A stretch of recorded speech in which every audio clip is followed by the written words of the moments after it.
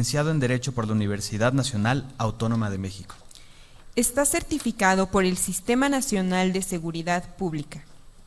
Dentro de la Procuraduría General de la República se desempeñó como director general del Servicio Profesional de Carrera, presidente de la Comisión de Estudios del Consejo de Profesionalización, coordinador para las actividades del rediseño e implementación de la reforma en materia de seguridad y justicia, entre otros. Director General de Recursos Humanos de la Procuraduría General de Justicia del Distrito Federal. Director General de Personal del Gobierno del Estado de Baja California. Ha sido docente titular del Centro de Estudios del Ejército y Fuerza Aérea. Demos la bienvenida al maestro Vicente Díaz de León Acosta.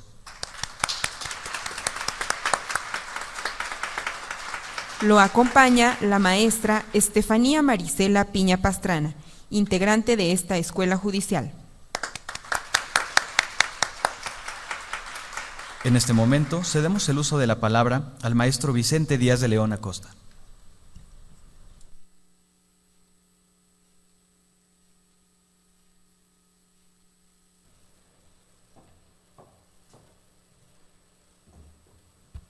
Buenos días. Antes de iniciar con esta plática, quiero felicitar al Poder Judicial del Estado de México, desde luego a la Escuela Judicial, a su director y de quien tengo el honor de ser su amigo hace muchos años, el general y doctor Jaime López Reyes. Este siempre ha sido un estado de vanguardia, el Estado de México, y hoy siendo sede del Congreso Nacional, una vez más lo está demostrando. Los felicito porque las instituciones del Estado tienen que ser dinámicas, así como lo es la sociedad misma. Tiene que estar fortaleciendo cada vez sus capacidades, su preparación, su visión, sobre todo hoy que, aunque siempre hemos vivido en transición, el devenir histórico de las sociedades siempre tiene que ver con ciclos. Hoy, con el ingrediente tecnológico de la comunicación y la información, estamos desde luego teniendo una aceleración en los cambios culturales, educativos, institucionales, de la vida misma. O sea, este tema que me hicieron favor de encargarme, la justicia inclusiva, desde luego en relación al desafío en la formación judicial. Este tema no es un tema tan añejo, es el desdoblamiento del tema de la justicia social, es el desdoblamiento del concepto de justicia de inclusión. No sé si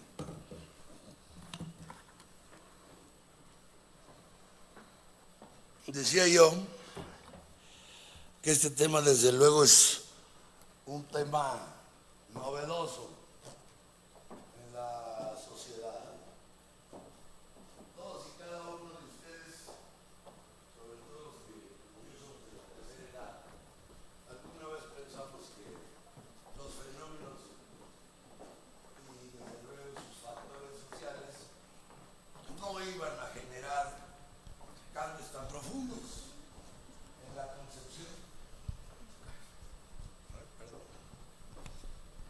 en la concepción del ser humano, en la concepción de en medio de la sociedad. Sin embargo, estos cambios se han producido. No hemos logrado como sociedad tener la satisfacción de ciertos fenómenos negativos previos no lo hemos logrado. Sin embargo, ya están ocurriendo otros nuevos, otros que tenemos que atender. Y por eso las instituciones, y en este caso el Poder Judicial, tiene que evolucionar con una mayor velocidad.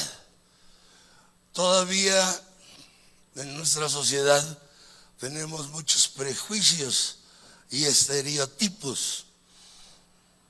Tenemos muchas desigualdades en cultura, en economía, en educación, y estos todavía no hemos sabido comprenderlos. Todavía a la profundidad y a la velocidad que necesitamos. Ya no es el término de igualdad el fundamental. Ante estas desigualdades, ante que además producen discriminación, el término ahora es equidad. ¿Qué significa la equidad en la justicia inclusiva? Entender las debilidades, las vulnerabilidades de muchos grupos sociales o de los integrantes de muchos grupos sociales. Nosotros ya lo hemos hecho, ya tenemos protocolos acerca de los niños, acerca de las mujeres, de la violencia intrafamiliar, de la violencia contra las mujeres, de la discriminación contra los grupos indígenas, que de alguna manera padecen incluso no una, sino varios factores de discriminación, a lo que se le llama la discriminación transaccional, donde aparecen cuando menos dos, y si no es que más, factores de discriminación que generan desde luego estatus de vulnerabilidad.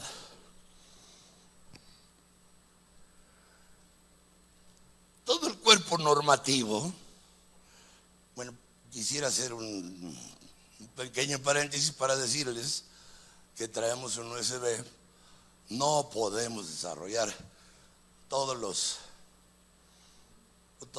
documentos que hay ya de justicia inclusiva, pero traemos un documento genérico en donde ustedes van a poder oprimir y van a obtener la información que lo sustenta. ¿No? El cuerpo normativo, es decir, el orden jurídico, ha venido sufriendo y seguirá sufriendo cambios. ¿Por qué? Pues porque el derecho es como la vida misma, o sea, pretende ordenar, conducir al hombre para una convivencia social adecuada. De tal manera que ante la aparición de uno y otro factor, miles de ellos, y más, insisto yo, ahora con los esquemas más que esquemas, los instrumentos de comunicación e información, en donde hoy en tiempo real sabemos que está sucediendo del otro lado del mundo y nos está impactando, ¿verdad? El orden jurídico seguirá caminando, seguirá modificándose, esperemos desde luego siempre que sea para bien, porque además yo digo en clases, justicia y derecho no siempre es lo mismo. La justicia pues, es un valor subjetivo, como todos ustedes lo saben, y el derecho pues, es un cuerpo sistematizado de ordenamientos. De esta manera, también el Estado ha necesitado diseñar políticas públicas, no solo en materia jurídica, y mucho menos no solo en materia de formación, que es fundamental para los tres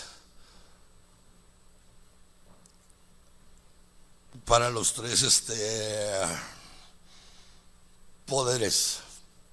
De esta manera el Estado mexicano ha diseñado una serie de políticas en la Comisión Nacional de Derechos Humanos, nos hemos subordinado a ciertos instrumentos internacionales como la Comisión Interamericana de Derechos Humanos y los documentos que ellos producen, ¿va?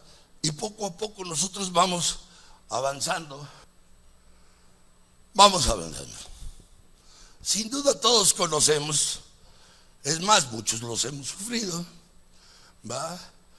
Que los estereotipos que se va generando culturalmente, ¿va? Algunos de ellos derivados de la violencia, de las relaciones de poder interhumanas, no me estoy refiriendo solo al poder político, ¿va? En un contexto de desigualdad estructural, ¿va?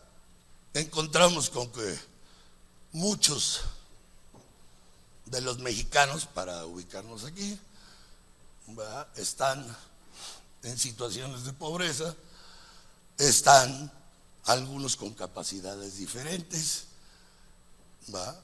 También es importante la pertenencia a un sexo, ¿va? O género. No se diga hoy por hoy la orientación sexual de cada individuo, de tal manera que esto muchas veces nos ha generado o nos genera discriminación, vulnerabilidad, conculcación del ejercicio de derechos. Por eso decía yo, ya la igualdad no es suficiente, ahora hay que buscar la equidad, la comprensión de estas vulnerabilidades para poderlas atender, en este caso específico, dentro de los protocolos o dentro de la actuación de todos los operadores del sistema de justicia. De no lograrlo, vamos a estar siempre con deficiencias o insuficiencias.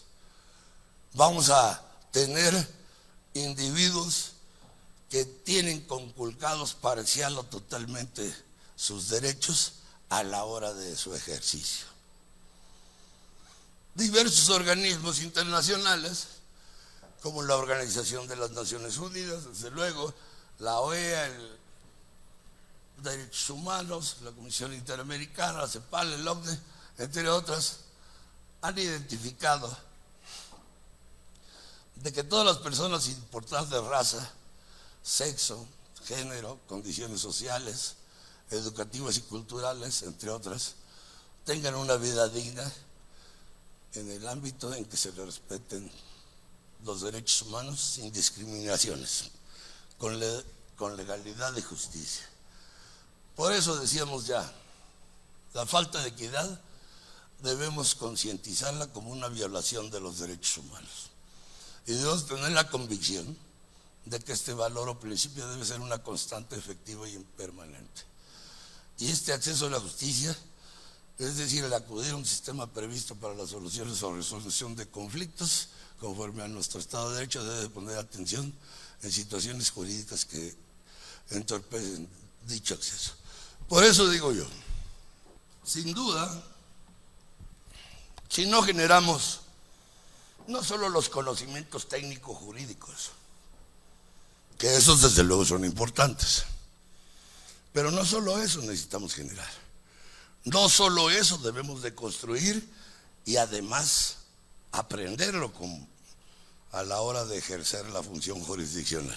No solo eso, necesitamos tener una evolución cultural, todos y cada uno de nosotros, pretendiendo entender que estos nuevos fenómenos que están existiendo, ¿va?, no deben de producir desventajas e incapacidades a la hora de ejercer derechos.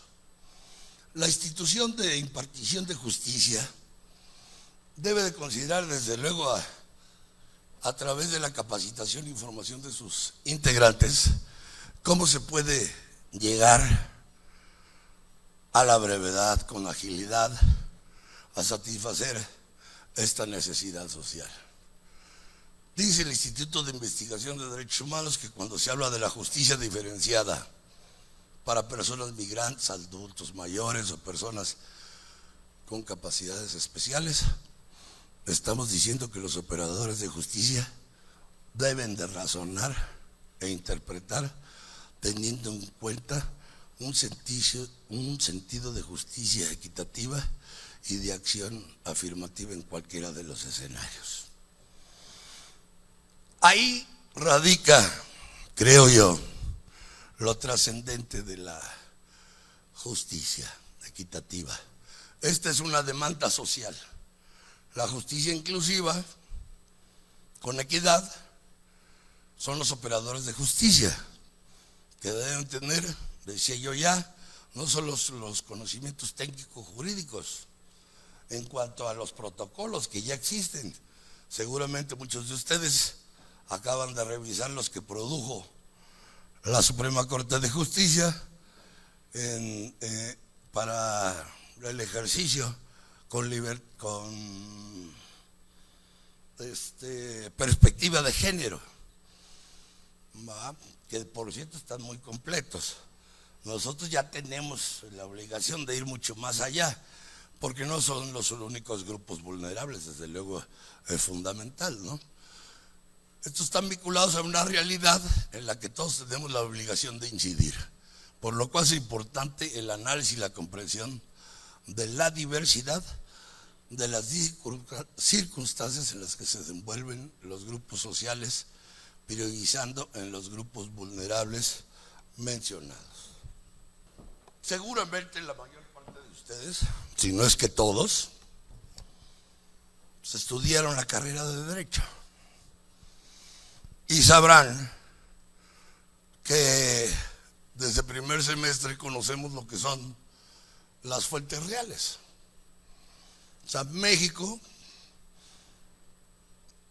y en el derecho nosotros entendemos que los factores y los fenómenos sociales son los que dan causa al derecho mismo, a la construcción del derecho mismo, porque pretende pues una convivencia pacífica, productiva en el ser humano, en sus relaciones intersociales. Es contundente y entendible que el derecho, como todos ustedes lo saben, requiere para su creación y aplicación asistirse de otras disciplinas. Se nos olvida. A los operadores, desde luego no aquí, pero a los operadores de las instituciones de profesionalización, nos vamos a lo especializado y dejamos de entender los principios básicos del derecho. No sabemos que la norma o se nos olvida, o soslayamos, o le damos poca vigencia, que la norma es un producto social y es un instrumento. Bueno, a muchos se les olvida que la propia Constitución Política de los Estados Unidos, que es la norma suprema, no es solo más que eso, una norma que contiene desde luego el pacto social, pues es la norma fundamental, pero es una norma jurídica que tiene que evolucionar conforme la sociedad y el Estado mexicano evoluciona. ¿Qué debemos de buscar?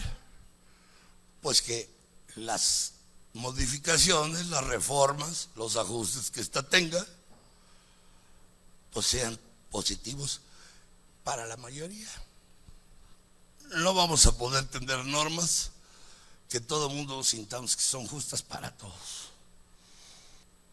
Decía yo, no falta, no basta, en una realidad social, por cierto, lacerante para muchos grupos que son vulnerables, pensar y producir solo teorías filosóficas. Nosotros tenemos que encontrar los documentos adecuados, los instrumentos adecuados del derecho. En este caso, por ejemplo, los protocolos de actuación. Debe de ser la cristalización de ese análisis de las vulnerabilidades. Debe de ser el segundo paso. Vamos a generar, después de generar cultura, Tenemos que generar protocolos, cosas objetivas, tangibles. Ya después de eso, desde luego, tenemos que difundirlos, porque ustedes, igual que yo, sabemos que los derechos, si no los conocemos, los derechos que todos y cada uno tenemos, pues no los podemos ejercer. Entonces, yo sugiero, para no pasar antes de la lámina, yo sugiero algo que a mí me parece medular. No dejen de lado a la sociología, que es el primer semestre, creo, ya, o segundo, de la carrera de Derecho. No dejen de lado las nociones o la introducción al derecho. Yo me he encontrado con muchos abogados y funcionarios que ya se les olvidaron esos principios. Y entonces generan hasta normas que transgreden esos principios. Ya no voy a decir ni quiénes ni cómo, porque ustedes en los momentos recientes estamos viendo cómo el ser abogado genera una visión distinta del Estado y la sociedad.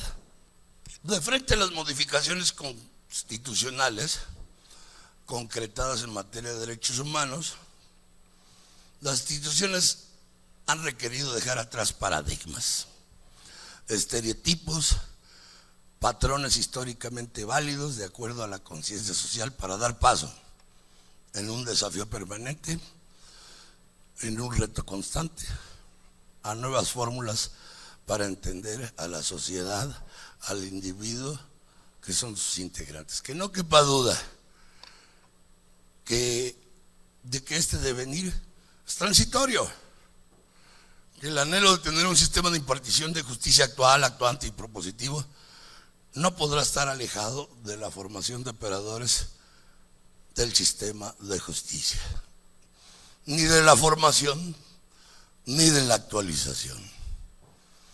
Necesitamos tener la convicción de que quienes imparten justicia tienen, además de poder desarrollar conocimientos técnicos jurídicos, tienen la obligación de estar atentos a lo que en la sociedad está ocurriendo como fenómenos sociales. Verbigracia, la violencia. Verbigracia, el empoderamiento de las mujeres, que es algo muy positivo, pero que también, si ustedes ven la televisión, como cualquiera las vemos, ya nos encontramos también con delincuencia grave de las mujeres. Tenemos que ir entendiendo todo este universo para poder incluir, para poder hacer concurrir a esos individuos que a lo mejor por vulnerabilidad estructural se desvían y llegan a tocar extremos que desde luego son nocivos para la sociedad. Y la sociedad seguirá siendo cambiante. Y la justicia, en este caso era inclusiva, ya como un nuevo término o un término reciente, desde luego será un reto para todos nosotros, un desafío, no se diga para las escuelas judiciales, en donde, por cierto, es muy importante, o será un rubro muy importante, la investigación social. El reto del Poder Judicial, que constituye de manera fundamental al Estado mexicano, es el de proporcionar capacitación y formación de calidad. Ya la Suprema Corte de Justicia, en su ámbito de competencia, reconoce una diversidad de valores que han sido superados por una realidad socioeconómica y cultural que es profundamente dinámica. Nada más lo reconocen. Ellos no lo están produciendo. El siguiente paso, después de identificar estereotipos, prejuicios y prácticas tradicionales, nos ha llevado a subordinarnos de manera soberana, porque queremos, porque así creemos, ¿verdad? Por ejemplo, en la Convención sobre la Eliminación de todas las formas de discriminación contra la mujer y en la Convención Interamericana para prevenir, sancionar y erradicar la violencia contra las mujeres. Esa subordinación es soberana.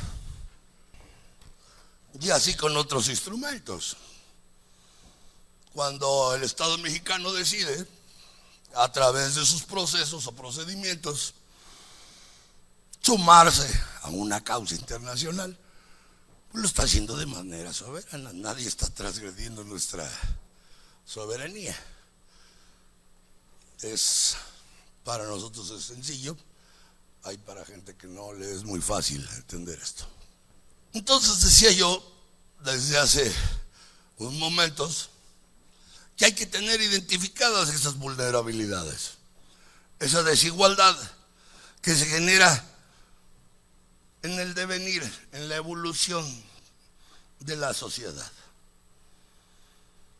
Necesitamos identificarlos para que en el sistema de operaciones, en el sistema de impartición de justicia, podamos diseñar con la experiencia ahí del día a día que todos ustedes tienen, diseñar manuales de actuación y protocolos que satisfagan la necesidad de equidad.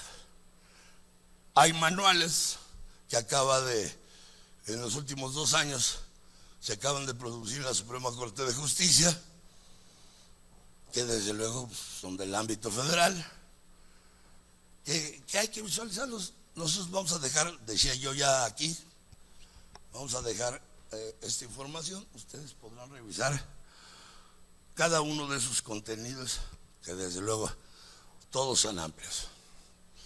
Estos manuales son justicia y personas con discapacidad, perspectiva de género en materia familiar, perspectiva de género en materia penal, perspectiva de género en materia laboral, derechos humanos y prueba en el proceso penal, efectos de los estereotipos en la implantación de justicia, justiciabilidad de los derechos económicos, sociales, culturales y ambientales, prueba pericial, razonamiento probatorio.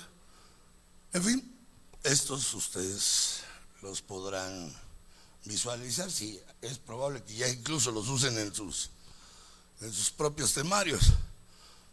No lo sé. Les pido que me disculpen un poquito con mi voz. Yo no sé si Toluca es muy frío, pero anoche desperté. Bueno, esta sangre me salió de la garganta, no sé por qué. Nunca me había pasado. Y no estaba frío, yo no sentía frío. Pero en fin, ya existían antes del 94, existían 2 academias judiciales muy antes, ¿va? La primera en Jalisco y la segunda en la Ciudad de México, en la hoy Ciudad de México. ¿Va? Fue la reforma constitucional del 94, cuando el presidente Zedillo dio de baja al Poder Judicial para generar una reforma en el Poder Judicial, en todo el Poder Judicial, en donde se generan los consejos de la judicatura, que estos tienen a cargo la formación y actualización del personal del sistema de impartición de justicia, señalándose como un anhelo que hay que tratar de concretar permanentemente, ¿va? Que los principios fundamentales de dicha formación sean la excelencia, objetividad, imparcialidad, profesionalismo e independencia, obedeciendo a un diagnóstico. Siempre estamos generando, y es muy bueno, siempre la sociedad y los diversos profesionales de sus materias están generando nuevas visiones, nuevas metodologías. En este caso, desde el punto de vista educativo, se está hablando de la transversalidad de los conocimientos. ¿Qué es la transversalidad? Buscar con una integralidad el fortalecer los conocimientos específicos de una materia específica, ¿verdad? Subordinando al subordinar las competencias efectivas, que es un poquito lo que yo ya les estoy diciendo. Nosotros tenemos que visualizar el conocimiento que aquí se imparte con una visión de transversalidad, en donde no permitamos olvidarnos de los principios fundamentales del derecho, en donde no permitamos que una disposición legal no solo no rompa con la Constitución, muchas veces pues, hasta hay técnicas ahí para engañarnos a nosotros mismos, sino con aquellos principios que le dan el valor al derecho, con sus objetivos de convivencia pacífica, progresista, positiva, sana, ¿verdad? Es un mucho llevar el conocimiento universal a las prácticas o al conocimiento de áreas específicas. Esta situación desde luego la debemos de entender como el inicio de un proceso y perfeccionar en un futuro de manera sistemática y gradual. Las sociedades no aprendemos de un día para otro, ni siquiera los seres humanos. O sea, cuando nosotros reflexionamos al respecto de nosotros mismos y pensamos que estamos equivocados en algo, no es tan fácil decir mañana me voy a conducir de otra manera. Mucho menos las sociedades, que es un empuje, un arrastre, una ola que va inundando con una nueva visión al ser humano cuando se desenvuelve en sociedad. Las jueces y demás integrantes del Poder Judicial deben generar las normas donde las diferencias, sobre todo en cuanto a aquellas que generan vulnerabilidad, estén presentes en la ley y en los afanes de justicia. La vulnerabilidad en ocasiones no solo no se está consciente, a veces la vivimos y ya, sino que está oculta porque está normalizada. Es común y corriente, decimos en términos coloquiales. Es un reto del cual como sociedad tenemos que comprender y combatir con una visión de solidaridad y empatía. Los institutos de formación profesional o las academias judiciales están comprometidos con la realidad objetiva de la sociedad, de tal manera que acoger las funciones no solo de educación transversal, sino también atender el fenómeno social, el cual se comprende a través del análisis, de una reflexión, de un momento compulsivo que apoya a la sociedad para ser mejor. Ese es el destino siempre, el individuo y la sociedad. El interés que tengamos, pues sí, muchos lo fusionan hasta con cosas estadísticas y no deja de estar correcto, pero para que nos dé luces. Sin embargo, lo importante es que el individuo y la sociedad puedan ser sanas y positivas.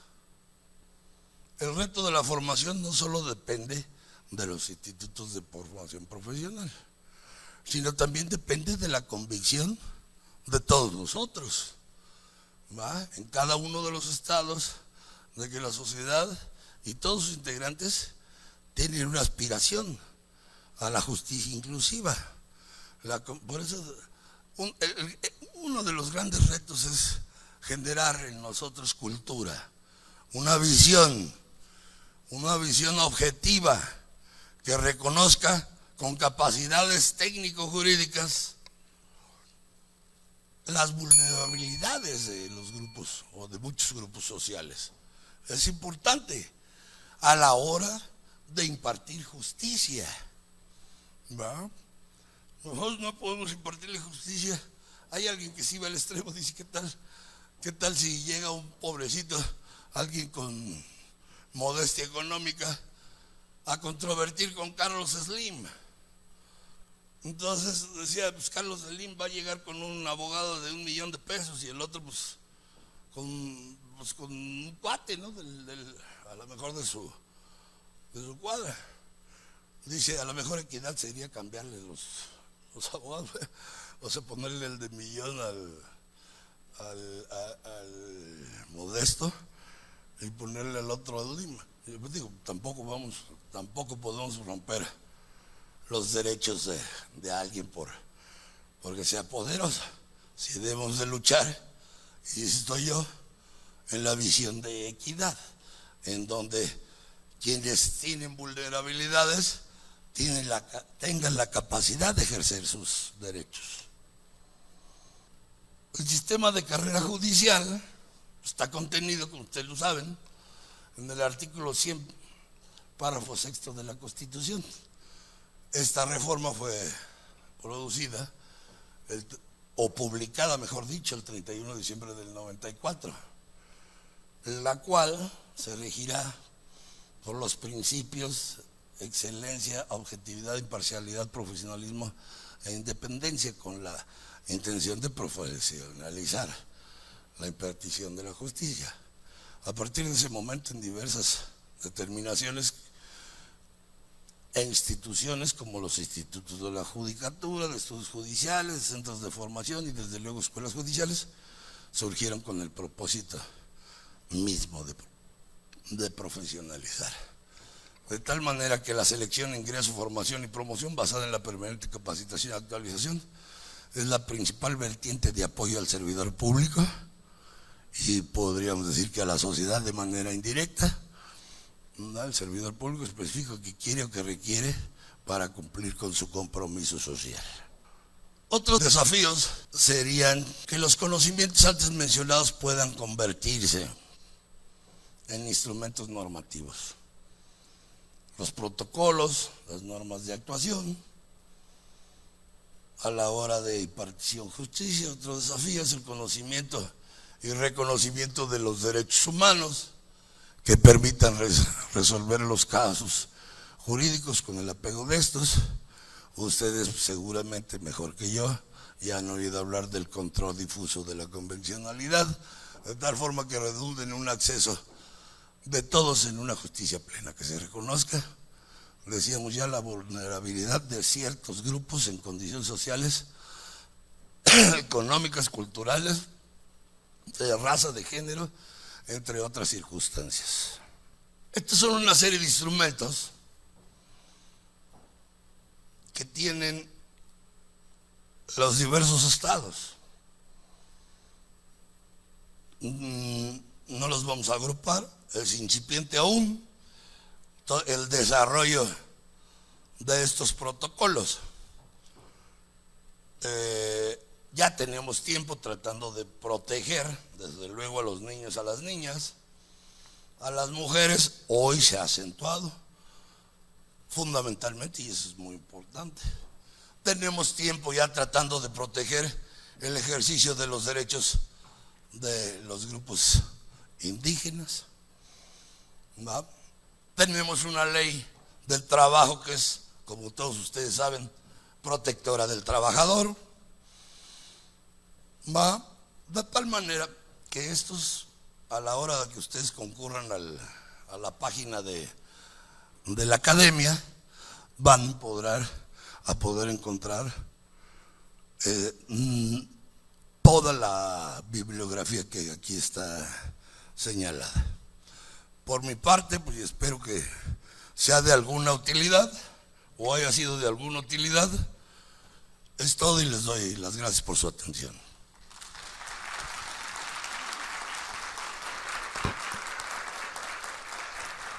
Doctor, muchísimas gracias. Ha sido una excelente disertación, nos vino a dar una cátedra de justicia inclusiva, cómo nos fue llevando de la mano para conocer todo lo que es la justicia inclusiva. Muchísimas gracias, quiero agradecerle a nombre sobre todo de nuestro magistrado presidente, el doctor Ricardo Alfredo Sodi Cuellar, y por supuesto de nuestro anfitrión, el doctor Jaime López Reyes. Bienvenido a esta su casa, le agradecemos muchísimo. Siempre se agradece una cátedra que va directa o al operador de justicia, ¿sabe? Nos interesa muchísimo todo este tema de lo que es la justicia inclusiva. Tenemos algunas inquietudes de nuestro público, entonces no sé, me voy a permitir leer algunas. A ver, vamos a ver con la primera. Tengo 3, pero voy con esta.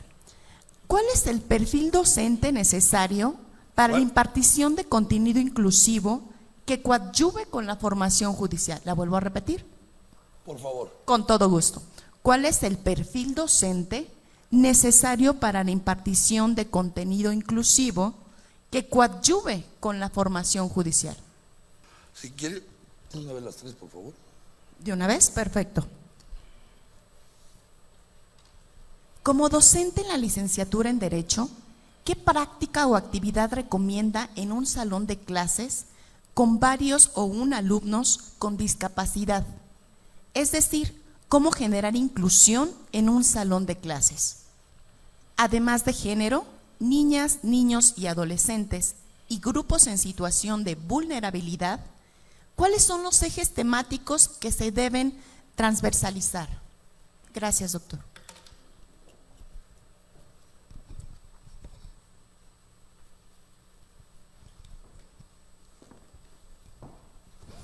Decía, en relación a la primera, cuando se habla del perfil docente, que la nueva metodología de la educación nos señala la importancia de la transversalidad. ¿Qué es la transversalidad según los doctos en educación? El tener un cuerpo específico, que en este caso podría ser todas las materias técnico-jurídicas que ustedes tienen, pero tenerlo rodeado de aspectos que tengan que ver con la sociedad, con a quién van dirigidos, de quién son sujetos, a quién tienen como sujetos, que además ustedes también son sujetos, pues son servidores públicos, ¿va? Y entonces, que esto les permita tener no solo un análisis técnico, sino un análisis sociológico. Desde luego aquí voy a hablar de la criminología, pero eso es fundamental, ¿va? Es fundamental, sobre todo que la criminología, yo en lo personal digo que es un poquito la sociología de la criminalidad, en donde pues si esta está siendo modificada, ¿va? Tenemos que atenderla y subsumir en el aspecto técnico, exclusivamente técnico jurídico, otras materias que nos permitan darle cuerpo y esencia al instrumento que nosotros le llamamos derecho, para poder generar justicia, no solo inclusiva, sino justicia, para poder generar desarrollo sano en nuestras sociedades. O sea, el Poder Judicial pareciera ser que no está, o hay quienes piensan que no está involucrado en el desenvolvimiento de la sociedad de manera fundamental, porque para eso está el Poder Ejecutivo, que define políticas públicas, para eso está el Poder Legislativo, que define normas jurídicas, pero no, la función del Poder Judicial es fundamental. Entonces hay que construirla a partir no solo de la técnica jurídica, creo yo, hay que enriquecerla, robustecerla, darle transversalidad, ¿va? O sea, a mí sí me interesa mucho un tipo de delito que ustedes se los han de saber todos, ¿eh? Pero también me interesa, o me interesaría, me gustaría que todos supiéramos por qué suceden. ¿Por qué suceden? Además ya estamos muy lejos del hombroso, ¿no? O sea, ya no es el estereotipo. Hoy sí tenemos herramientas. Sí tenemos herramientas para el conocimiento. Entonces a mí me parece que habría que robustecer con otros ingredientes las materias técnico-jurídicas. Desde luego, pues para enriquecerlas con otros ingredientes, habría que tener otros adicionales docentes que tuvieran este conocimiento.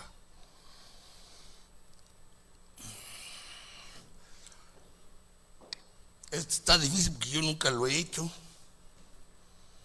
Lo que se refiere a la discapacidad, hay lamentablemente muchas discapacidades. La auditiva, la visual. Ya, yo diría que pues sí tenemos, nuevamente tenemos instrumentos y tenemos preparación en la sociedad para atender cada una de ellas. No podríamos sumar, con el debido respeto, una discapacidad con otra porque necesitaríamos satisfacer las dos discapacidades o más. Entonces yo creo que pues sí hay escuelas, sí hay instituciones que atienden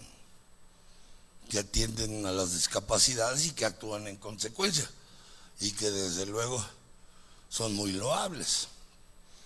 En un grupo de días pues, tendríamos que tener similitud para poder atenderlos, o sea, clasificarlos, porque insisto, ya la igualdad pues sí es uno de nuestros principios básicos, incluso constitucionales, filosóficos, sí, pero ya está dejando de ser la variable.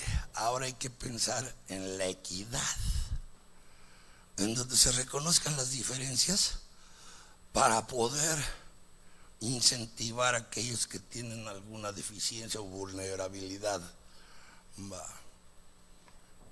Por último, la última.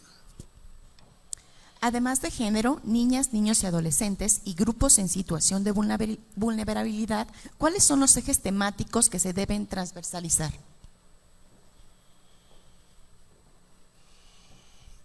Creo que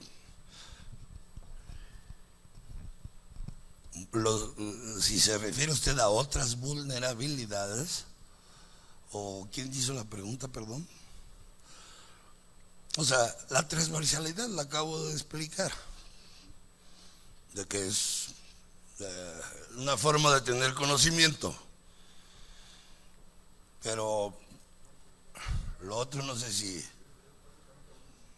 es lo mismo. ¿Quién hizo la pregunta? Si me quisiera hacer el favor de...